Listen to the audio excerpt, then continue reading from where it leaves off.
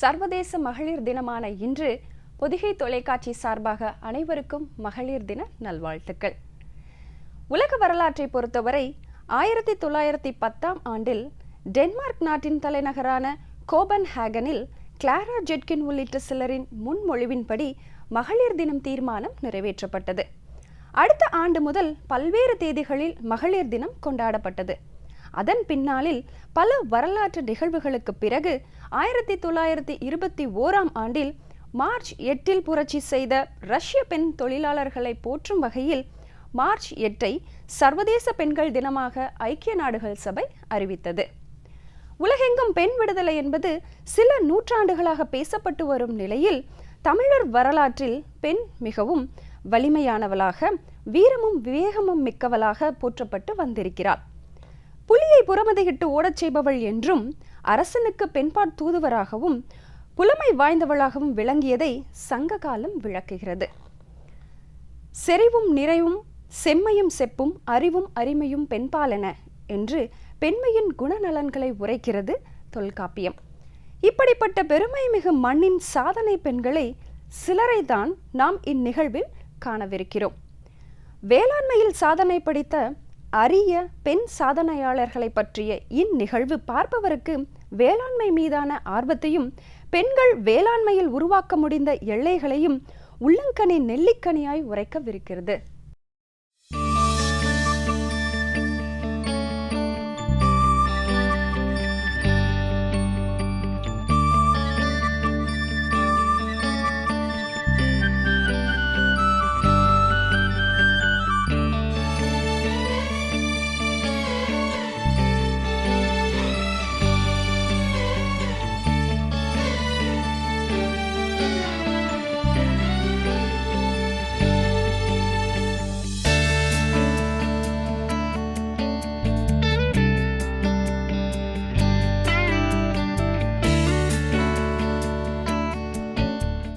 ஒவ்வொரு துறைக்கென்றும் சில மைல் கற்கள் உள்ளன.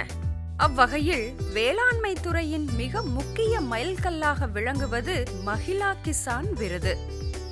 அவ்வகையில் 2018 ஆண்டிற்கான பெண் சாதனை விவசாயிகளாக அங்கீகரிக்கப்பட்ட சாதனை பெண்களின் சிலரில் முதன்மையாக நாம் பார்க்கவிருப்பவர் சரோஜா.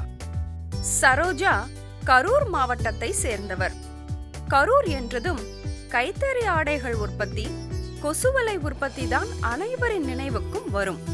ஆனால் விவசாயத்தை ஆதாரமாக கொண்ட பெரும்பகுதி மக்கள் இங்குதான் வாழ்கின்றனர். நெல், தானியங்கள், எண்ணெய் வித்துக்கள், கரும்பு, வாழை இவைதான் இம்மாவட்டத்தின் முதன்மை பயிர். பெண் சாதனையாளராக சரோஜா இக்கரூர் மாவட்டத்தில் லிங்கமநாயக்கன்பட்டி என்னும் ஊரை சார்ந்தவர். இவர் ஒரு இயற்கை வேளாண் உற்பத்தியாளர். MBA படித்த சரோஜா ஆரம்பத்தில் பலரை போல் அரசு வேலைதான் பிரதானம் என இருந்தவர். பின் தன் உற்றார் உறவினர்கள் பலர் உயிர்கொல்லி நோய்களுக்கு ஆளாவதை அறிந்து மனமுடைந்து உணவை சீர்படுத்துவதன் மூலமாகத்தான் நஞ்சில்லா உணவு, மருந்தில்லா மருத்துவத்தை நோக்கி வாழ்வை செம்மையாக்க முடியும் என்பதை உணர்ந்தார். மேலும் இது மட்டுமே மனித வாழ்வின் மிக முக்கிய சாதனையாக இருக்க முடியும் என்ற நம்பிக்கையில் நபார்டு உதவியுடன் வானகத்தில் 5 நாள் சிறப்பு பயிற்சி பெற்று உழவில்லா வேளாண்மையை செயல்படுத்த தொடங்கியுள்ளார். ஆரம்பத்தில் 50 சென்டில் தன் பயிற்சியை துவங்கி அதில் நிறைவான பலனையும் நம்பிக்கையையும் பெற்ற பின் கிட்டத்தட்ட 20 ஏக்கர் அளவில் தன் வேளாண் வளர்ச்சியை விரிவுபடுத்தி இன்று மதிப்பு கூட்டும் பணி வரை தன் வேளாண் திறனை மேம்படுத்தி பெண் வேளாண் சாதனையாளராக உயர்ந்து நிற்கிறார். உழவில்லா வேளாண்மை என்பது எத்தகைய பயன் உள்ளது என்பதை களைகளிலிருந்தும் பயிரீட்டும் சாதுரியத்தை முன்னிறுத்துகிறது. அத்தி, பனை, பப்பாளி, சப்போட்டா, மாதுளை, கொய்யா, நாவல் என பல்வேறு விதமான மரங்களை பயிர்களுக்கு ஊடே காடாக இங்கே காண இயலும். பயிர்களுக்கு இயற்கை உரமூட்டியை உருவாக்குவது, உரமிடுவது முதற்கொண்டு பெரும்பாலான வேளாண் சார் வேலைகளை முழுக்க முழுக்க சரோஜாவே செய்து வருகிறார். நிலத்தை பராமரிக்கும் பொறுப்பிற்கு மட்டும் அவருக்கு துணையாக சிலரை உதவிக்கு வைத்துக் கொண்டுள்ளார். இங்கு ஆண் பெண் சமத்துவத்தை உடலளவிலும் எல்லோரும் ஒப்பிட்டுக் கொள்ள முடியும். கிட்டத்தட்ட காங்கேயம் நாட்டு மாட்டு வகைகளை உள்ளடக்கிய 25 மாடுகளை இவர் பராமரித்து வருகின்றார். மேலும் 50 ஆடுகள் வேளாண் சார் பயன்பாட்டிற்காகவும் வளர்க்கப்படுகின்றது. ஒவ்வொரு படியையும் தன் உழைப்பால் உயர்த்தி காட்டும் சரோஜா தற்போது கரூர் முருங்கை உற்பத்தியாளர் குழுவின் செயலாளராக விளங்குகின்றார். இக்குழுவில் 500 விவசாயிகள் இணைந்து கூட்டாக தங்கள் முயற்சியை வேளாண்மையில் தடம் பதித்து வருகின்றனர். 7 வருடங்களாக இயற்கை வேளாண்மையில் இயங்கி வரும் சரோஜா தன் நிலத்தில் பழ மரங்களை அல்லாமல் காய்கறிகள், கீரைகள் என சகலமும் உருவாக்கி வருகின்றார். மரங்களில் இருந்து விழும் தழைகள், மாட்டின் சாணம், கோமியம் கொண்டு இயற்கை உரமிடுதல் வழி ரசாயனமற்ற நஞ்சில்லா உணவை வரும் தலைமுறைக்காக அடித்தளமிட்டுக் கொண்டிருக்கின்றார் என்றுதான் சொல்ல வேண்டும். முருங்கை பொடி, முருங்கை எண்ணெய், கருவேப்பிலை பொடி தூவிய மிளகாய் பொடிகள் என விளையும் பொருட்களை வைத்தே உணவை தயாரித்து அதை சரியான முறையில் வணிகம் செய்வதிலும் கவனம் செலுத்துகிறார்.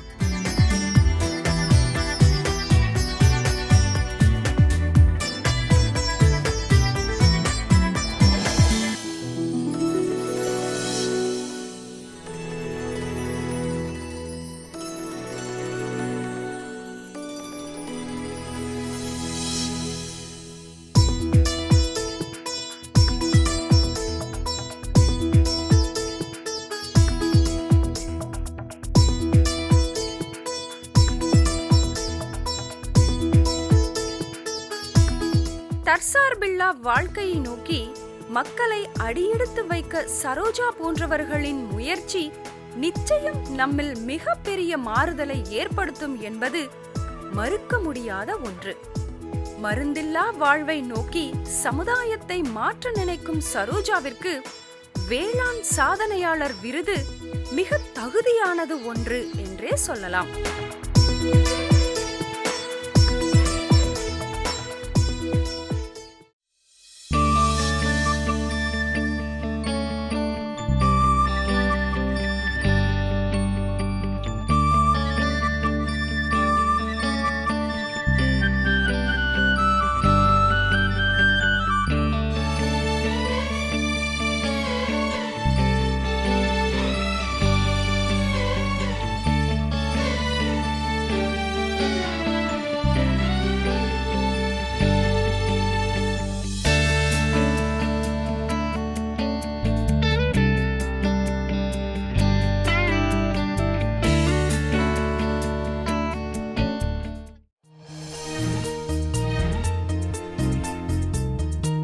தமிழகத்தில் முன்னாள் முதலமைச்சர் பெருந்தலைவர் காமராஜர் அவர்கள் 1906ஆம் ஆண்டு ஜூலை திங்கள் 15ஆம் நாள் விருதுநகரில் பிறந்தார்.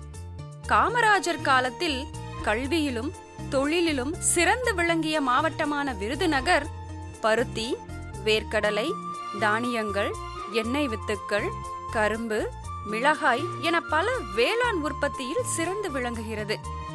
இம்மாவட்டத்தில் உள்ள அருப்புக்கோட்டை தாலுகா சுற்றியுள்ள கிராமங்களுக்கு கல்வி மற்றும் வர்த்தக மையமாக செயல்படுகிறது. இப்பகுதியில் கைத்தறி நெசவு முக்கிய தொழிலாக விளங்குகிறது. இம்மாவட்டத்தில் சாதனையாளர் செல்வமீனால் வசிக்கும் பொய்யாங்குளம் கிராமம் அருப்புக்கோட்டையிலிருந்து 6 கிலோமீட்டர் தூரம் தொலைவில் அமைந்துள்ளது. இக்கிராமத்தில் ஏறக்குறைய 300 குடும்பங்கள் வசித்து வருகிறார்கள். இக்கிராம மக்கள் விவசாயம், வர்த்தகம் மற்றும் நெசவு தொழிலில் ஈடுபட்டு வருகிறார்கள். பாரம்பரிய விவசாய குடும்பத்தில் பிறந்த செல்வமீனால் சிறு வயதிலிருந்தே பெற்றோருக்கு உறுதுணையாக விவசாயத்தில் ஈடுபட்டு வந்தார். 10ஆம் வகுப்பு வரை படித்த செல்வமீனால் பள்ளி தலைமை ஆசிரியரான மாயாண்டியை திருமணம் செய்து கொண்டார். இவர்களுக்கு 2 மகன்கள், 1 மகள் உள்ளனர். பட்டதாரியான 2 மகன்கள் செல்வமீனால் விவசாயத்திற்கு உறுதுணையாக இருந்து வருகின்றனர். கிட்டத்தட்ட 22 ஏக்கரில் 9 ஏக்கரில் மானாவாரியாக நிலக்கடலை, தானியங்கள், பருத்தி போன்ற பயிர்களை பயிர் செய்து வருகிறார்கள். மீதமுள்ள நிலத்தில் கால்நடை வளர்ப்புகளுக்காகவும் சிறிய அளவில் பாசன வசதியுடன் மல்லிகை, அசோலா, தீவனப்பயிர், பருத்தி போன்ற பயிர்கள் பயிர் செய்து வருகிறார்கள். சாதனை பெண்கள் என்பவர்கள் தங்கள் வளர்ச்சிக்கு எவரையும் சார்ந்திராத உழைப்பே உறுதியளிக்க வேண்டும் என்பதே செல்வமீனாள் தன் நிலம், வணிகம் அனைத்தும் தன் உழைப்பே அடிப்படை மூலதனமாக வைத்து இயக்குகின்றார். இவரிடம் 40 ஆடுகள், மாடுகள் மற்றும் நாட்டு இன கோழிகளை வளர்த்து வருகிறார். இவருக்கு இது நிலையான வருமானத்தை ஈட்டித் தருகிறது.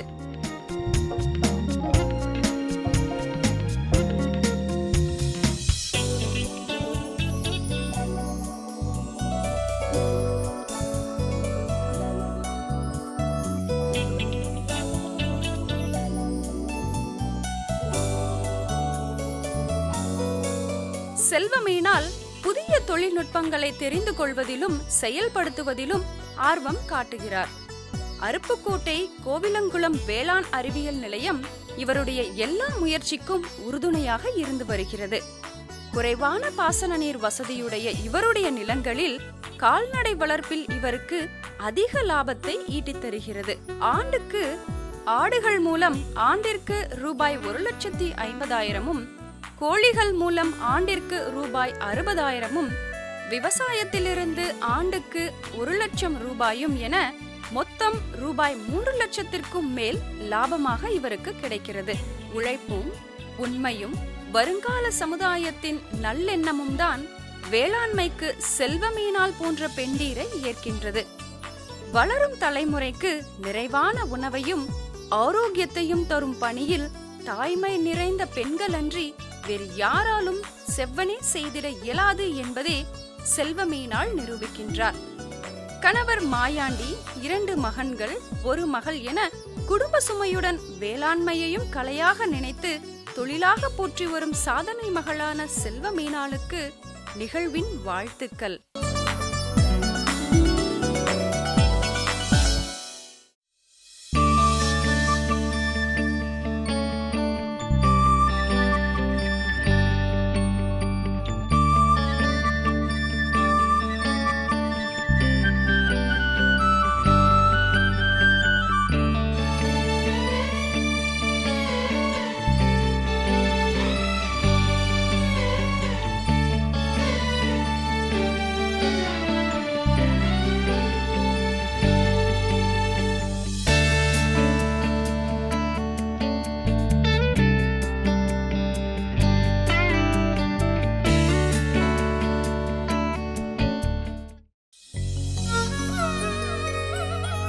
அருப்புக்கோட்டை பொய்யாங்குளம் செல்வமீனாளை தொடர்ந்து திருவண்ணாமலை மாவட்டம் SV நகரத்தை சேர்ந்த சாதனை பெண் விவசாயி சுமதி. பிரசித்தி பெற்ற அண்ணாமலையார் திருக்கோயில் இம்மாவட்டத்தின் சிறப்பாகும். அருணகிரிநாதர் பிறந்ததும் இத்திருவண்ணாமலையே ஆகும். திருவண்ணாமலை மற்றும் ஆரணி தாலுகாக்கள் மாவட்டத்தின் அதிக வருவாயினை ஈட்டும் பகுதிகளாக விளங்குகிறது. இம்மாவட்டத்தில் அதிகமான மக்கள் விவசாயத்தையும் நெசவு தொழிலையும் தங்கள் வாழ்வாதாரமாக பயன்படுத்தி வருகின்றனர். இம்மாவட்டத்தில் வாசனை திரவிய தொழிற்சாலைகள் அதிக அளவில் அமைந்துள்ளது. திருவண்ணாமலை மாவட்டம் நெல் உற்பத்தியில் முன்னோடி மாவட்டமாக திகழ்கிறது. இம்மாவட்டத்தில் அமைந்துள்ள ஆரணி பகுதியில் உற்பத்தி செய்யப்படும் அரிசி பிற மாநிலம் மற்றும் வெளிநாடுகளுக்கு ஏற்றுமதி செய்யப்படுகின்றது. இம்மாவட்டத்தில் ஏறக்குறைய 56% மக்கள் விவசாயம் மற்றும் அதனை சார்ந்த தொழில்களிலும் ஈடுபட்டு வருகின்றனர். விவசாயத்திற்கு அடுத்தபடியாக கைத்தறி நெசவு முக்கிய தொழிலாக கருதப்படுகின்றது.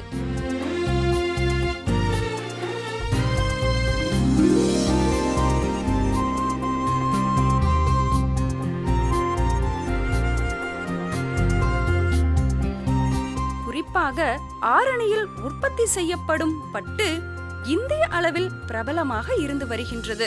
பட்டுக்கு பெயர் போன ஆரணியிலிருந்து 6 கிலோமீட்டர் தொலைவில் இருக்கும் சத்திய விஜய நகரத்தை சேர்ந்தவர் சுமதி. ஆளுமை குணமும் வேளாண் அறிவும் கொண்ட சுமதி மகளிர் சுய உதவிக்குழுவின் தலைவராகவும் செயல்பட்டு வருகிறார். விவசாய குடும்பத்தில் பிறந்த சுமதி விவசாய குடும்பத்தைச் சேர்ந்த மூர்த்தி அவர்களை திருமணம் செய்து கொண்டார். இத்தம்பதியினருக்கு 2 மகள்களும் 1 மகனும் உள்ளனர். பேரன் பேத்தி என குடும்ப சூழலுக்குள்ளும் விவசாயத்தை மையமாக வைத்து மேம்பட்டு வருகிறார். மொத்தமாக 4 ஏக்கர் நிலப்பரப்பில் நெல், நிலக்கடலை இவற்றை முதன்மை பயிராக உருவாக்கி வருகிறார். கிட்டத்தட்ட 15 செம்மறி ஆடுகள், 4 மாடுகள், 250 நாட்டு இன கோழிகள் என வளர்த்து வருகின்றார்.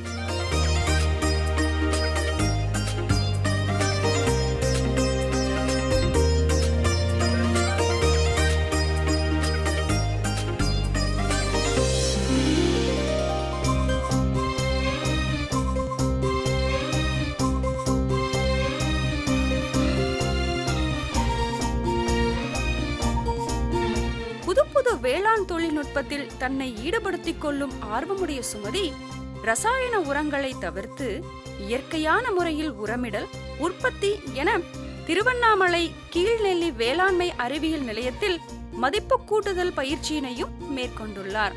மகளிர் சுய உதவிக்குழுவின் தலைவரான சுமதி அத்தோடு மட்டும் நின்றுவிடாமல் தன் கணவருடன் சேர்ந்து உழவர் உற்பத்தியாளர் குழுவையும் அமைத்துள்ளார்.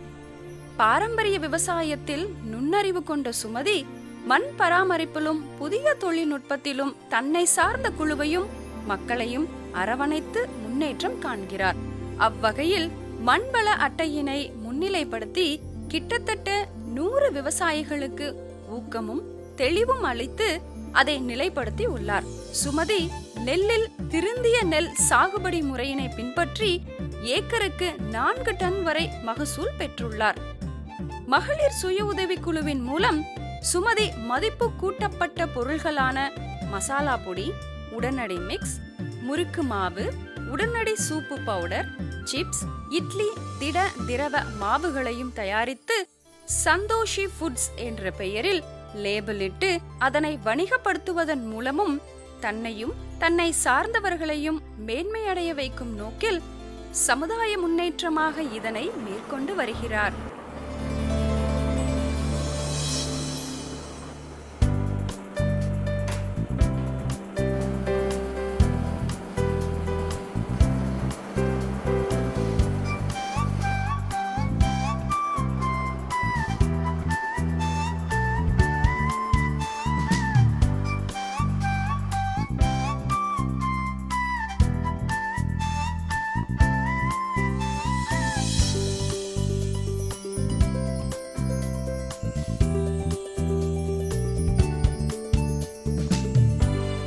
உழைப்பில் பெண்கள் சளைத்தவர்கள் இல்லை என்பதே வேளாண் தொழிலின் முழுவதும் தன்னை ஈடுபடுத்தி முன்னேற்றம் கண்டு வேளாண் சாதனை மகளிர் விருதுக்கான தகுதியை உயர்த்தி பெருமை காணும் சுமதி நிச்சயம் பல பெண்களின் முன்னோடியாக திகழ்கிறார்.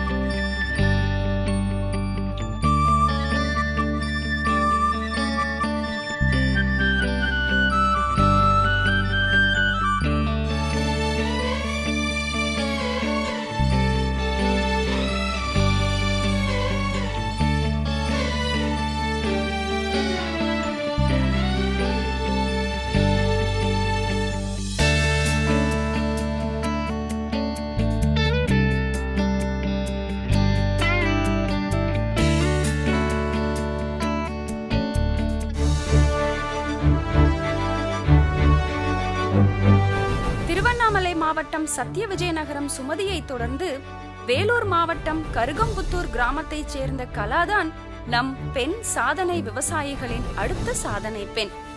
வேலூர் மாவட்டத்திற்கென்றே சிறப்பு வரலாறு உண்டு.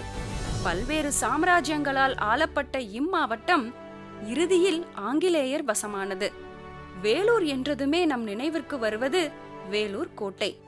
16ஆம் நூற்றாண்டில் விஜயநகர பேரரசின் சின்ன பூமி நாயக்கரால் கட்டப்பட்ட கோட்டை கிபி 1760ஆம் ஆண்டு ஆங்கிலேயர்களால் ஆக்கிரமிக்கப்பட்டு இராணுவ முகாமாக செயல்பட்டது. கிபி 1806ஆம் ஆண்டு இக்கோட்டையில் ஏற்பட்ட சிப்பாய் கழகம் இந்திய விடுதலை போராட்டத்தின் முதல் போராட்டமாக கருதப்படுகின்றது. பெரும்பாலும் வடகிழக்கு பருவமழையை நம்பியுள்ள இம்மாவட்டம் பாலாறு நதியின் மூலம் பாசன வசதி பெறுகிறது. இம்மாவட்டத்தில் முதன்மை பயிராக நெல், சோளம், ராகி, கரும்பு, தென்னை, வேர்க்கடலை, சூரியகாந்தி மற்றும் எள் விளங்குகிறது. வேலூரிலிருந்து 4 கிலோமீட்டர் தொலைவில் அமைந்துள்ள கருகம்புத்தூர் கிராமத்தை சேர்ந்த சாதனை பெண் விவசாயி கலா தன் 12 வயதிலிருந்தே விவசாயத்தில் ஆர்வம் காட்டி வருகிறார். தன் தாயின் இழப்பிற்கு பிறகு தந்தையோடு விவசாயத்தில் அக்கறை காட்டிய கலாவின் நினைவில் எப்போதும் இருக்கும் வாசகம் நேரம் பொன் போன்றது. இது அவருடைய 5ஆம் வகுப்பு தமிழாசிரியர் சொல்லிக் கொடுத்த வாசகமாகும்.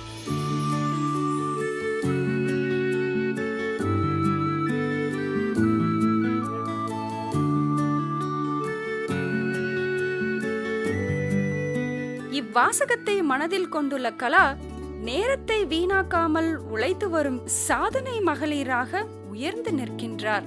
விவசாய குடும்பத்தில் பிறந்து வளர்ந்த கலா பீடி தொழிலை உபதொழிலாக கொண்ட கணவரை திருமணம் செய்து கொண்டார். விவசாயம் என்பது அடிப்படையில் அறம் சார்ந்த தொழில்.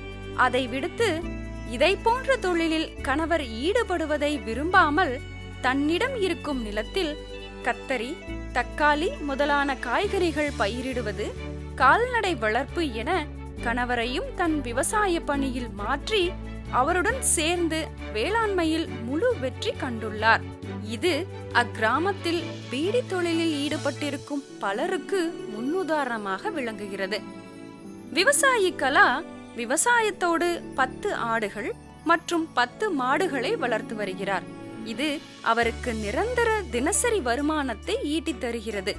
குறிப்பாக புதிய தொழில்நுட்பமான பரன்மேல் ஆடு வளர்ப்பு முறையினை மேற்கொண்டு வருகிறார். விவசாயத்தோடு மிக முக்கிய உபதொழிலாக கால்நடைகளிலிருந்து பெறப்படும் கழிவுகளை முதன்மையாக கொண்டு மண்புழு உரம் தயாரிப்பதில் முன்னோடியாக திகழ்கிறார். தனது நிலத்தில் 25 சென்ட் நிலத்தை மண்புழு உரக்கூடம் அமைத்து ஆண்டிற்கு 50 டன் வரை மண்புழு உரம் உற்பத்தி செய்து வருகிறார்.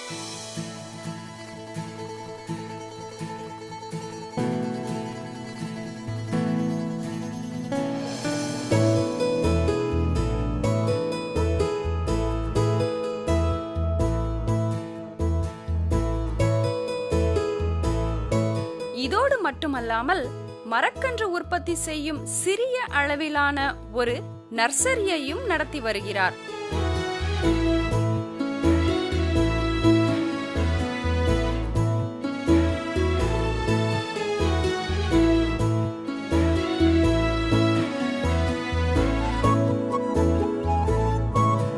விருஞ்சிபுரம் வேளாண்மை அறிவியல் நிலையத்தின் மூலம் குவியல் முறை மண்புழு உர உற்பத்தி பயிற்சி பெற்ற கலா தன் குடும்பத்தினருடன் இணைந்து தரமான மண்புழு உரம் தயாரித்து விற்பனை செய்வதன் மூலம் ஆண்டிற்கு சுமார் 5 லட்சம் ரூபாய் வரை லாபம் ஈட்டி வருகிறார். கலாவின் திறமையை வியந்து பலர் இவருக்கு வெர்மிகம்போஸ்ட் கலா என்றே இவ்வூரில் அழைக்கின்றனர். வித்தியாசமான வேளாண் செயல்முறைகள், சேவைகள் என பலவற்றை முன்னிறுத்தி கலாவின் உழைப்பையும் செயல்பாடுகளையும் பாராட்டி பல அமைப்புகள் அவருக்கு விருதுகள் வழங்கி அங்கீகரித்துள்ளது. அனைத்திற்கும் மேலாக சாதனை விருதுக்கு தேர்வு செய்யப்பட்டது கலாவின் உழைப்பிற்கும் நம்பிக்கைக்கும் கிடைத்த கிரீடம் எனலாம்.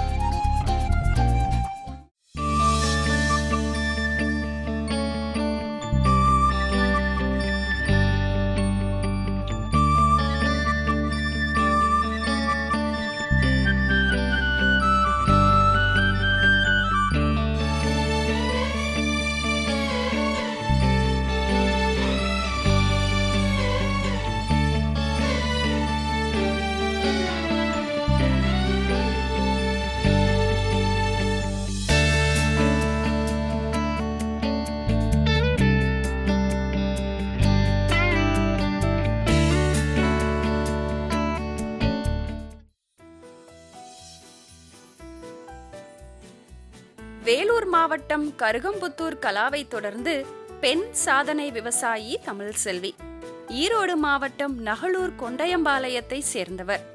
பச்சை போர்வையை போர்த்தியது போன்ற அழகாக இயற்கை எழில் கொஞ்சும் ஈரோடு மாவட்டத்தில் சுமார் 28% நிலப்பரப்பு வனப்பகுதியால் சூழப்பட்டுள்ளது. இங்கு விலையுயர்ந்த தேக்கு, சந்தனம், செம்மரம் போன்ற மரங்கள் அதிகமாக காணப்படுகின்றது. இம்மாவட்டத்தில் பவானி, நொய்யல் மற்றும் காவேரி ஆகிய ஆறுகள் முக்கியமான நீர் ஆதாரங்களாக விளங்குகின்றது. இதில் பவானிசாகர் கால்வாய் நிரந்தர பாசனத்திற்காக பயன்படுத்தப்படுகிறது. இம்மாவட்டத்தில் பவானி ஆறு 100 மைல்களுக்கு மேல் பயணித்து இறுதியில் காவேரி ஆற்றில் சங்கமமாகிறது. ஈரோடு மாவட்டத்தில் சுமார் 487 திருக்கோயில்கள் அமைந்துள்ளன. குறிப்பாக பவளமலை முருகன் கோயில், அந்தியூர் பத்ரகாளியம்மன் கோயில் நகளூர் கொண்டையம்பாளையம் கிராமத்திற்கு அருகில் அமைந்துள்ளது. இந்த நகளூர் கொண்டையம்பாளையம் கிராமத்தை சேர்ந்தவர்தான் சாதனை விவசாயி தமிழ்செல்வி. தமிழ்செல்வி மற்றும் தன் கணவர் புகழேந்திரன் இருவரும் விவசாய குடும்பத்தை சார்ந்தவர்கள். தங்களுக்கென 3 ஏக்கர் நிலமும் சொந்தமான நீர் இறைப்பும் கொண்டு விவசாயத்தில் சாதனை படைத்து வருகின்றனர். இத்தம்பதியினருக்கு ஒரு மகள் உள்ளார். இவர் கல்லூரியில் படித்து வருகிறார். சாதனை விவசாயி தமிழ்செல்விக்குள்ள 3 ஏக்கர் நிலத்தில் 1/2 ஏக்கரில் வாழை, 1 ஏக்கரில் மரவள்ளி, 1 ஏக்கரில் மக்காசோளம், 1/2 ஏக்கரில் தீவன பயிரினை வளர்த்து வருகிறார்கள். கிட்டத்தட்ட 25 தென்னை மரங்களை மையமாக கொண்டு விவசாயத்தில் சிறந்து விளங்குகிறார்கள்.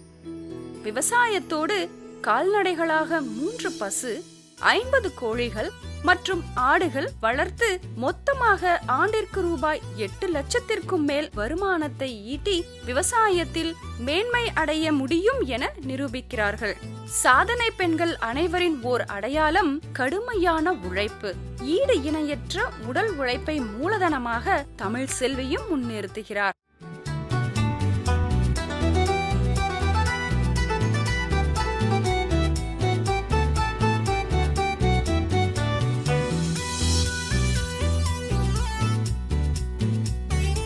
தினமும் கிட்டத்தட்ட 6 மணி நேரத்தில் 130 கிலோமீட்டருக்கும் மேலாக தனது 2 சக்கர வாகனத்தில் பயணித்து தான் தயாரித்த சிறு தானியத்தில் மதிப்பு கூட்டப்பட்ட பொருட்களை வணிகம் செய்து அதிக லாபம் ஈட்டி வருகிறார். விவசாயத்தில் அதிக லாபம் ஈட்டும் முனைப்புடன் இருந்த தமிழ்செல்விக்கு ஈரோடு மாவட்டம் மைராடா வேளாண்மை அறிவியல் நிலையம் பயிற்சிகளை அளித்து உறுதுணையாக இருந்து வருகிறது.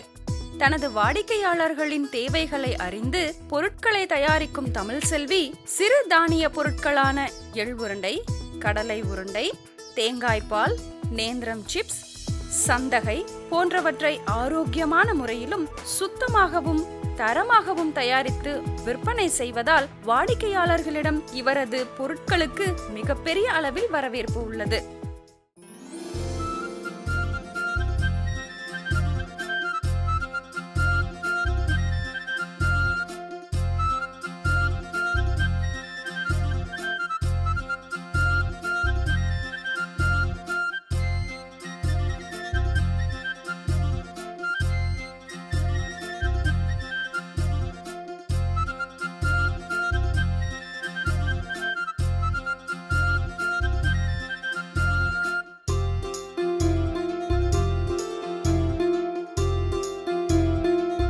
இவரது உழைப்பை பாராட்டும் விதமாக கோவை தமிழ்நாடு வேளாண்மை பல்கலைக்கழகம் விருது வழங்கி சிறப்பித்துள்ளது. தொலைக்காட்சி, வானொலி மற்றும் பத்திரிகைகளில் இவரது வேளாண் திறன் குறித்து அதிகம் உரையாடல் இடம்பெற்றுள்ளது. ஒரு விவசாயி வளர்ச்சி என்பது குடும்பம், சமுதாயம் என உயர்ந்து ஒரு நாட்டையே உயர்த்துவது என்பதை பெருமையுடன் சொல்லிக்கொள்ள தமிழ்செல்வி போன்ற சாதனை மகளிர் இன்னமும் அதிகமாக உருவாக நிச்சயம் இவரது கதை ஓர் உந்து சக்தியாக விளங்கும்.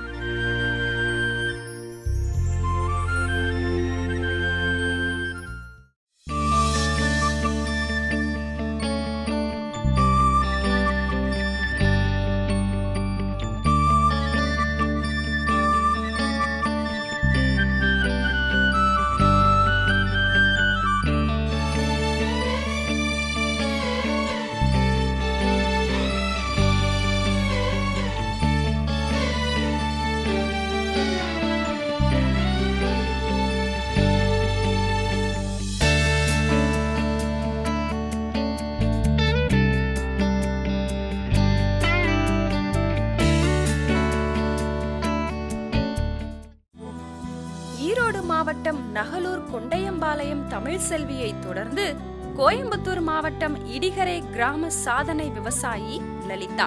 கோயம்புத்தூர் தமிழ்நாட்டின் மிகப்பெரிய நகரங்களில் 3வது பெரிய நகரமாகும். இது தென்னிந்தியாவின் ஜவுளி தலைநகரமாக அல்லது தென்னிந்திய மான்செஸ்டர்ஸ் என்ற பெயரில் அழைக்கப்படுகிறது. நொய்யல் ஆற்றின் கரையில் இந்த நகரம் அமைந்துள்ளது. கோயம்புத்தூரிலிருந்து 70 கிலோமீட்டர் தூரத்தில் உள்ள உதகமண்டலம் மிகவும் பிரபலமான மலைவாசஸ்தலமாகவும் விளங்குகிறது. கோயம்புத்தூர் மேற்கில் மற்றும் வடக்கில் மேற்கு தொடர்ச்சி மலை தொடர்களால் சூழப்பட்டுள்ளது. கோயம்புத்தூர் மாவட்டத்தில் ஆனைமலை வனவிலங்கு சரணாலயம் மற்றும் தேசிய பூங்கா அமைந்துள்ளது. இந்த பூங்கா மற்றும் சரணாலயம் நீலகிரி உயிர் சரணாலயத்தின் மையமாகும். இது யுனெஸ்கோவால் மேற்கு தொடர்ச்சி மலைகளில் உலக பாரம்பரிய பகுதியாக கருதப்படுகிறது. மாவட்டத்தில் மொத்தம் 1,65,260 ஹெக்டேர் பரப்பளவில் சாகுபடி மேற்கொள்ளப்படுகிறது. இதில் தேங்காய் 85,831 ஹெக்டேர் பரப்பளவில் பயிரிடப்படுகிறது. பயிரிடப்படும் பிற வேளாண் பயிர்களான கம்பு, பயறு வகைகள், எண்ணெய் வித்துக்கள், பருத்தி மற்றும் கரும்பு. தமிழ்நாடு வேளாண்மை பல்கலைக்கழகம் போன்ற ஆராய்ச்சி நிறுவனங்களின் முன்னிலையில் கோயம்புத்தூரில் பெரிய மற்றும் பல்வேறுபட்ட உற்பத்தி துறை வசதி உள்ளது. கோயம்புத்தூரிலிருந்து 18 கிலோமீட்டர் தொலைவில் அமைந்துள்ள இடிகரை கிராமத்தில் 2000 குடும்பங்கள் உள்ளன. இக்கிராமத்தில் நமது பெண் விவசாயி லலிதா வசித்து வருகிறார். இடிகரை கிராமம் நவீன வசதிகளுடன் கூடிய கிராமமாக விளங்குகிறது. சுமார் 300 குடும்பங்கள் விவசாயத்தில் நேரடியாக ஈடுபட்டுள்ளனர். மற்றவர்கள் அருகிலுள்ள தொழிற்சாலைகளில் வேலை செய்கிறார்கள்.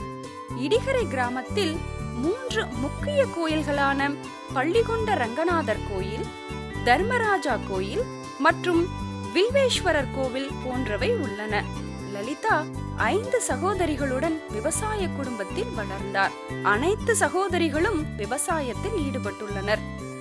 BSc விலங்கியல் பயின்ற விவசாயி லலிதா 1974 ராமமூர்த்தியை திருமணம் செய்து கொண்டார். இந்த தம்பதியினருக்கு 2 மகன்கள் உள்ளனர். இருவரும் வணிகத்தில் ஈடுபட்டுள்ளனர். 1997 ஆண்டு வரை மாவட்ட ஆட்சியர் அலுவலகத்தில் இளநிலை உதவியாளராக பணியாற்றிய லலிதா 1997 தனது வேலையினை ராஜினாமா செய்துவிட்டு முழு நேர வேளாண்மையில் ஈடுபட்டுள்ளார். 3 ஏக்கர் விவசாய நிலம் கொண்ட லலிதா காய்கறிகள், கம்பு மற்றும் சிறுதானியங்களில் பருவ காலங்களில் பயிர் செய்கிறார். சிறிய பகுதியில் லலிதா தீவன பயிர்களை தனது 2 கறவை மாடுகளுக்காக வளர்த்து வருகிறார்.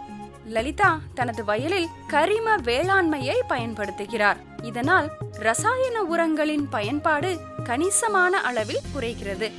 மிக சுறுசுறுப்பாகவும் பொருளாதார ரீதியாகவும் 26 உறுப்பினர்களை கொண்ட அம்மா பண்ணை மகளிர் சுய உதவி குழுவின் தலைவராக லலிதா திகழ்கிறார். லலிதா தனது வேலையை ராஜினாமா செய்து விவசாயத்தை துவங்கிய போது அவரது மனதில் இருந்த ஒரே விஷயம் நவீன முறையில் லாபகரமாக விவசாயத்தை செய்ய வேண்டும் என்பதுதான். காரமடை வேளாண்மை அறிவியல் நிலையத்தை லலிதா அணுகினார். அங்கு அவருக்கு பயிற்சி மற்றும் ஆலோசனைகள் வழங்கப்பட்டது. மதிப்பூட்டப்பட்ட பொருட்கள் தயாரிப்புகளை தயாரிப்பதில் பயிற்சி பெற்ற பின்னர் லலிதா தனது மகளிர் சுய உதவி குழு உறுப்பினர்களுடன் சேர்ந்து சிறிய முதலீட்டில் பொருட்களை தயாரித்து வருகிறார். சாதனை விவசாயி லலிதா மதிப்பூட்டப்பட்ட பொருட்களாக ஹெல்த் மிக்ஸ், சாம்பார் பொடி, ராகி பொடி, கோதுமை மாவு, திணை மாவு மற்றும் பருப்பு பொடி போன்றவற்றை தயாரித்து தனது வாடிக்கையாளர்களுக்கும் தன்னுடைய சிறிய கடை மூலம் நேரடியாக விற்பனை செய்து வருகிறார். பெண் விவசாயி லலிதா மற்றவர்களிடம் பெற்ற அறிவை பகிர்ந்து கொள்ள மிகவும் ஆர்வமாக உள்ளார். மாணவர்களுக்கும் மற்ற ஆர்வமுள்ள நபர்களுக்கும் லலிதா தொடர்ந்து பயிற்சி அளிக்கிறார். இதுவரை 600க்கும் மேற்பட்ட நபர்களுக்கு பயிற்சி அளித்துள்ளார். இவரது கடின உழைப்பு மற்றும் உறுதிப்பாடு இளைய தலைமுறையினருக்கு வெற்றிகரமான நிறுவனங்களை தொடங்க வழிகாட்டுகிறது.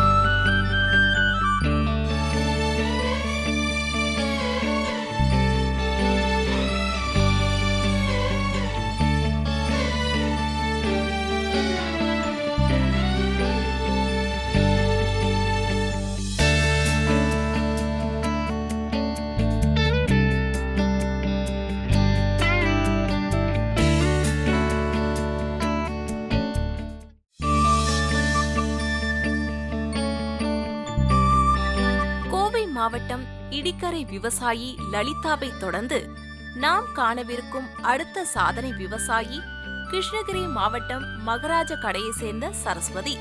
கிருஷ்ணகிரி மாவட்டம் தமிழ்நாட்டின் மேற்கு பகுதியில் அமைந்துள்ளது. இம்மாவட்டத்தில் அமைந்துள்ள தொரப்பள்ளி மூதறிஞர் ராஜாஜி பிறந்த ஊராகும். இங்கு அவரது இல்லத்தை தமிழக அரசு நினைவு இல்லமாக பராமரித்து வருகிறது. கிருஷ்ணகிரி மாவட்டம் மாம்பழ உற்பத்தியில் முன்னோடி மாவட்டமாக திகழ்கிறது. இம்மாவட்டத்தில் முக்கிய நீர்த்தேக்கங்களான கிருஷ்ணகிரி நீர்த்தேக்கம், கெலவரப்பள்ளி அணை மற்றும் பர்கூர் ஏரி கிட்டத்தட்ட 18,965 ஹெக்டேர் பரப்பளவு நிலங்களுக்கு பாசன ஆதாரமாக விளங்குகிறது. இம்மாவட்டம் கிரானைட் தொழிற்சாலைகள் அதிகம் இருக்கும் மாவட்டமாக திகழ்கிறது. கிருஷ்ணகிரி மாவட்டத்தின் முக்கிய பயிர்களாக நெல், ராகி, வாழை, கரும்பு, பருத்தி, புளி, தேங்காய், மா மற்றும் ரோஜா, ஜெர்பரா, கார்னேஷன் போன்ற மலர்களும் சாகுபடி செய்யப்படுகின்றது. இது தவிர மாவட்டத்தில் 5,000 ஏக்கருக்கு மேலான நிலத்தில் மல்பெரி சாகுபடி செய்யப்பட்டு வருகின்றது. இம்மாவட்டத்தை சேர்ந்த மகராஜ கடை கிராமம்தான் நமது சாதனை விவசாயி சரஸ்வதி வசிக்கும் ஊராகும். சரஸ்வதி வசம் 6 ஏக்கர் நிலம் 2 வெவ்வேறு இடங்களில் உள்ளது. இதில் மானாவாரியாகவும் பாசன வசதியும் கூடிய விவசாயத்தை மேற்கொண்டு வருகிறார் சரஸ்வதி. மானாவாரியாக மா மற்றும் பயிர் வகை பயிர்களை பயிர் செய்து வருகிறார். பாசன வசதியில் மல்பெரி, வாழை, தென்னை மற்றும் தீவன புல் ஆகியவற்றை பயிர் செய்து வரும் சரஸ்வதி கால்நடைகளாக 4 மாடுகள், 4 ஆடுகள் மற்றும் 1000 நாட்டு இன கோழிகள் வளர்த்து வருகிறார். உடல்நிலை காரணமாக விவசாயத்தில் முழுமையாக ஈடுபட முடியாத நிலையில் உள்ள தன் கணவரையும் சிறப்பாக கவனித்து வருகிறார். இத்தம்பதியினருக்கு 3 மகள்கள் மற்றும் 1 மகன் உள்ளார். விவசாயத்தில் நவீன தொழில்நுட்பமான சொட்டு நீர் பாசனத்தை அமைத்திருக்கும் சரஸ்வதி நீர் சிக்கனத்தை மேற்கொள்கிறார். சாதனை விவசாயி சரஸ்வதி தான் விளைவிக்கும் விவசாய பொருட்களை கிருஷ்ணகிரி சந்தையிலும், பட்டுக்கூடுகளை தர்மபுரியிலும் சந்தைப்படுத்துகிறார். பாரம்பரிய விவசாய குடும்பத்தை சேர்ந்த விவசாயி விவசாயத்தை லாபகரமாக மேற்கொள்ள விவசாயத்தில் புதிய தொழில்நுட்பங்களை பயன்படுத்த கிருஷ்ணகிரி மாவட்டம் எலுமிச்சங்கிரியில் அமைந்துள்ள வேளாண்மை அறிவியல் நிலையம் இவருக்கு பயிற்சியும் ஆலோசனையும் வழங்கி வருகின்றது. விவசாயத்தில் அதிக லாபம் ஈட்டும் பொருட்டு வேளாண்மையுடன் கூடிய உப தொழிலாக மதிப்பு கூட்டும் பொருட்கள் தயாரிப்பில் ஈடுபட்டு வருகிறார் சரஸ்வதி. தன் வசம் உள்ள மாவு அரவை இயந்திரம் வைத்துள்ள சரஸ்வதி அதன் மூலம் சாம்பார் பொடி, கோதுமை மாவு, இட்லி பொடி, கருவேப்பிலை பொடி போன்றவற்றையும் தயார் செய்து விற்பனை செய்து வருகிறார். கிருஷ்ணகிரி மாவட்டத்தில் நடைபெற்ற மாங்கனி கண்காட்சியில் ஒருமுறை இவருக்கு மாவில் மதிப்பு கூட்டப்பட்ட பொருட்களை தயார் செய்ததற்காக விருதும் கிடைத்தது. சரஸ்வதி தன் நலத்தை மட்டும் பார்க்காமல் சமுதாய முன்னேற்றத்திற்காகவும் பங்களித்து வருகிறார். உதாரணமாக, ஒருமுறை நபார்டு வங்கியின் மூலம் ஏற்பாடு செய்யப்பட்ட தையல் பயிற்சிக்கு தனது வீட்டில் இடம் கொடுத்து 20 பெண்கள் தொழில் வளர்ச்சி பெற உதவியுள்ளார். இவ்வாறு விவசாயத்தில் புதிய தொழில்நுட்பங்களை பயன்படுத்தியும் மதிப்பு கூட்டிய பொருட்கள் தயாரித்தும் விவசாயத்திலிருந்து லாபம் ஈட்ட பிறருக்கு வழிகாட்டியாக விளங்குகிறார் சரஸ்வதி.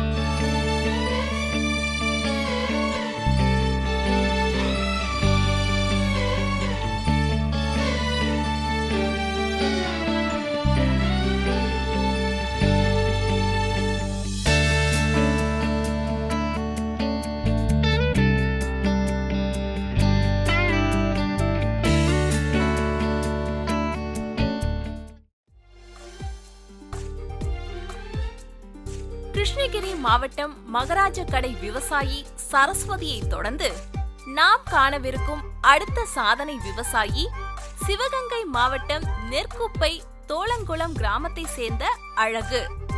சிவகங்கை மாவட்டம் 1985ஆம் ஆண்டு ராமநாதபுரம் மாவட்டத்திலிருந்து தனி மாவட்டமாக உருவானது. பிரான்மலை, குன்றக்குடி, வைகை நதியை கொண்ட இம்மாவட்டத்தில் பிள்ளையார்பட்டி அருள்மிகு கற்பக விநாயகர் கோவில் குகை கோயில்களில் மிகவும் பிரசித்தி பெற்றது. இந்திய சுதந்திர போராட்டத்தில் சிவகங்கை முன்னிலையில் இருந்து வந்துள்ளது. ராணி வீரமங்கை வேலு நாச்சியார் இந்தியாவில் பிரிட்டிஷ் காலனித்துவ அதிகாரத்திற்கு எதிராக போராடிய முதல் பெண்மணி ஆவார். 18ஆம் நூற்றாண்டில் ஆங்கிலேயருக்கு எதிராக மருது சகோதரர்கள் மிக முக்கியமான நபர்களாக திகழ்ந்து வந்தனர். 1801ஆம் ஆண்டு அக்டோபர் 24ஆம் நாள் மருது சகோதரர்கள் தூக்கிலிடப்பட்டனர். திருப்பத்தூரில் இவர்களுக்கான நினைவு சின்னம் கட்டப்பட்டுள்ளது. சிவகங்கை மாவட்டத்தில் முக்கிய பயிர்களாக நெல், கரும்பு, நிலக்கடலை, பயிறு வகை பயிர்கள் மற்றும் திணை போன்ற தானியங்கள் சாகுபடி செய்யப்படுகின்றது. இம்மாவட்டத்தின் சிங்கம் புணரியிலிருந்து 20 கிலோமீட்டர் தொலைவில் அமைந்துள்ள நெற்குப்பை தோளங்குளம் கிராமத்தை சேர்ந்தவர்தான் நமது சாதனை விவசாயி அழகு. அழகு தன் கணவர் சுப்பிரமணியனுடன் 10 ஏக்கர் நிலப்பரப்பில் விவசாயம் செய்து வருகிறார். இத்தம்பதியினருக்கு ஒரு மகன் மற்றும் 2 மகள்கள் உள்ளனர். அழகு தனது நிலத்தில் நெல், தென்னை, காய்கறி வகைகள், தானியங்கள் மற்றும் தர்பூசணி போன்றவற்றை பயிர் செய்து வருகிறார். இவர் விவசாயத்தோடு 30 கறவை மாடுகள்,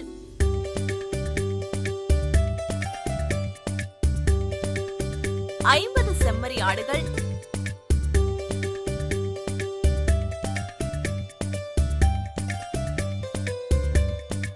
1000 கோழிகள்,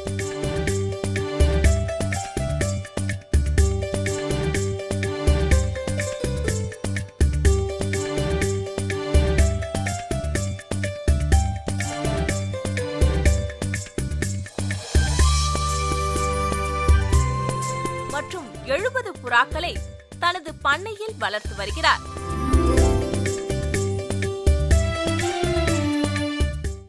இவர் தன் கிராம மக்களின் முன்னேற்றத்திற்காக சாய் ராகவேந்திரா மகளிர் சுய உதவி குழுவின் தலைவராக செயல்பட்டு வருகிறார். அழகு விவசாயத்தில் புதிய தொழில்நுட்பங்களை பயன்படுத்த பெரிதும் ஆர்வம் காட்டி வருகிறார். இவருக்கு குன்றக்குடி வேளாண்மை அறிவியல் நிலையம் பெரிதும் உறுதுணையாக இருந்து வருகின்றது.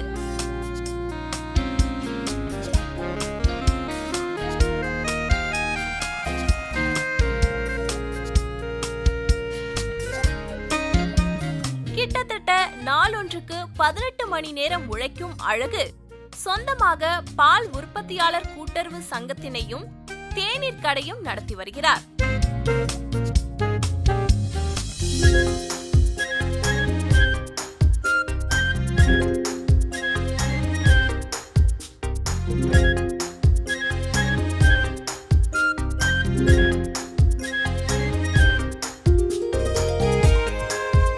இவரது சங்கத்தின் மூலம் வங்கியிலிருந்து கடன் பெற்று பிற மகளிருக்கும் மாடு வாங்க உறுதுணையாக இருந்துள்ளார்.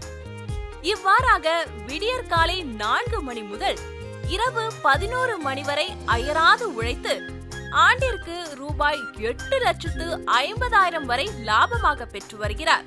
சாதனை விவசாயி அழகுவின் இந்த கடுமையான உழைப்பு அவரது குடும்பத்தை மட்டுமல்லாமல் இந்த நாட்டையும் அழகுபடுத்துகிறது.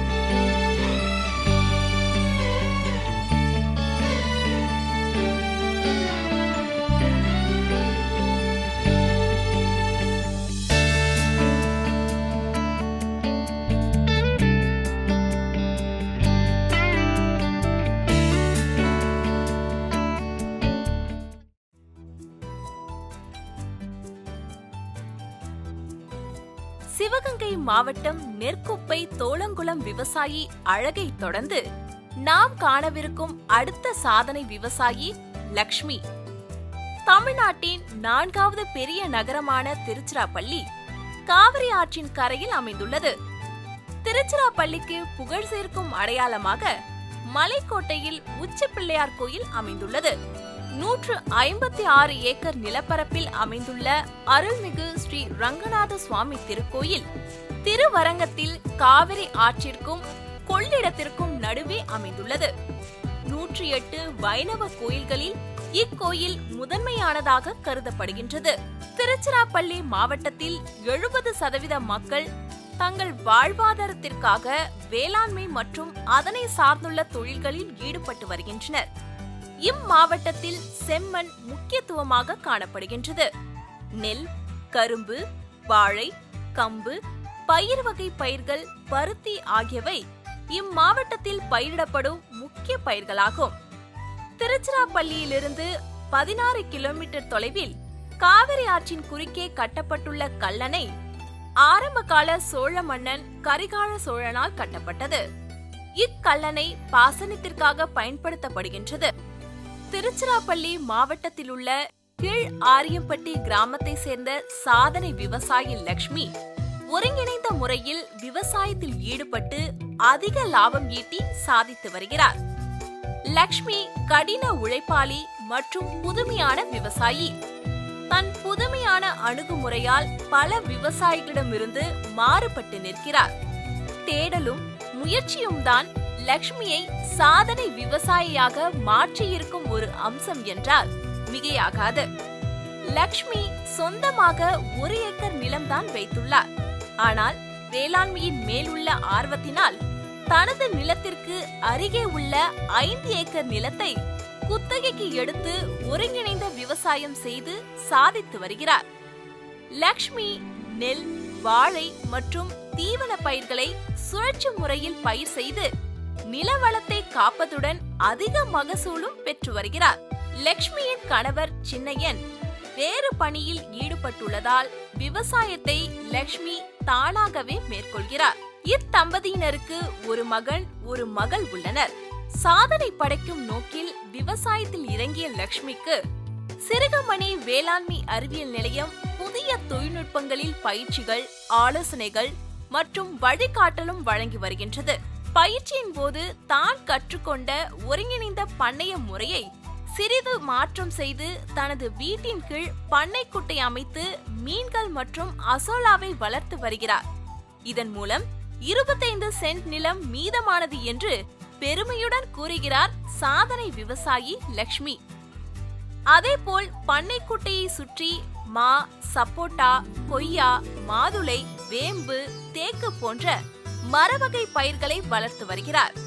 ஒருங்கிணைந்த பண்ணையத்தின் ஒரு அங்கமாக லக்ஷ்மி 2 மாடுகள், 4 ஆடுகள் மற்றும் 100 நாட்டு இன கோழிகளை வளர்த்து வருகிறார். இவை லக்ஷ்மியின் அன்றாட வருமானத்திற்கு பெரும் உதவியாக இருந்து வருகின்றது.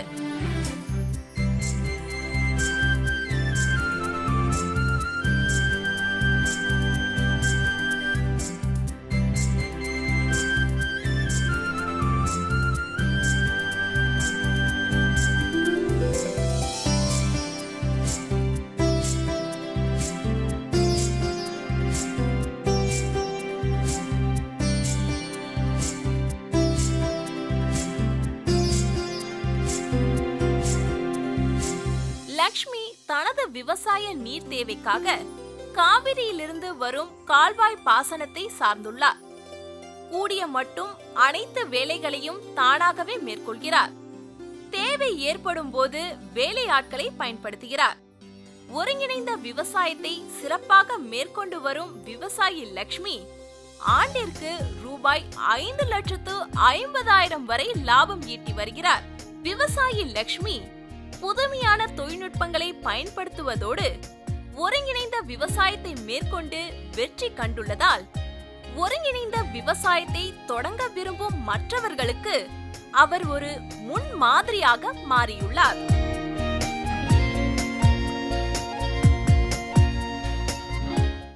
இந்தியாவின் முதுகெலும்பு விவசாயம். வீட்டின் முதன்மையான நபர் தாய். இவை ஒருமித்து சேரும்போது தனக்காகவும் உற்றார், உறவினர், பிள்ளைகள் மற்றும் சமுதாயத்திற்காகவும் அவர்கள் உய்யும் நல்லதொரு தொழிலில் சாதனை செய்து வரும் இம்மகளிர் நிச்சயம் நம் மனதில் மாபெரும் மாற்றத்தையும் விவசாயத்தை நோக்கிய தேடலையும் உருவாக்கியிருப்பார்கள். கைகட்டி வேலை பார்க்கும் நிலையிலிருந்து மீண்டு பழைய தற்சார்பு நோக்கி மக்களை மடை மாற்றிட விவசாயம் காப்போம். விவசாய பெண் சாதனையாளர்களை போற்றுவோம். நன்றி, வணக்கம்.